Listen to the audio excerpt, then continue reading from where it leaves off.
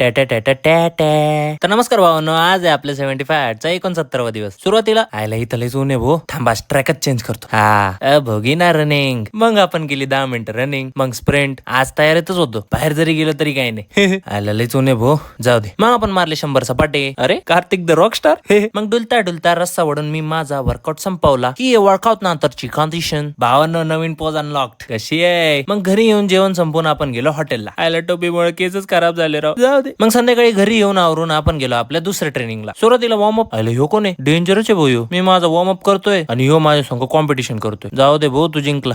भावा आज आपण आपला नवीन रॅपर अनबॉक्स करणार आहे. आलंय जरा जास्तच मोठं आहे असं नाही वाटत. जाऊ दे आता, या भावालेचं काय खरं नाही. ये भिले, ये तो ले हिले, ये कल का ले, ये परसों का ले, ये जिसका बाकी है उसका ले, जिसका बाकी नहीं है उसका ले, अब रहने भी दे, छोड़ दे. मग किक प्रॅक्टिस. आले याचे तर दोन्ही हुक निघले रो. जाऊ दे, टाइम वेस्ट नाही करायचा. लगेच दुसऱ्या बॅग वर. आले याचे पण 2 हुक निघले. जाऊ दे. मग तिसऱ्या बॅग वर. जाऊ दे, याला आज बक्षून देऊ. मग ऍप्स मारून मी माझा वर्कआउट संपवला. ही आहे वर्कआउट नंतरची कंडिशन. मग घरी येऊन जेवण आणि लेक्चर संपून आपण बसलो गीता वाचायला. आणि आज आपण वाचलं की आयुष्यात जे काही होतं ते काही ना काही कारणामुळेच होतं. राम राम भावांनो.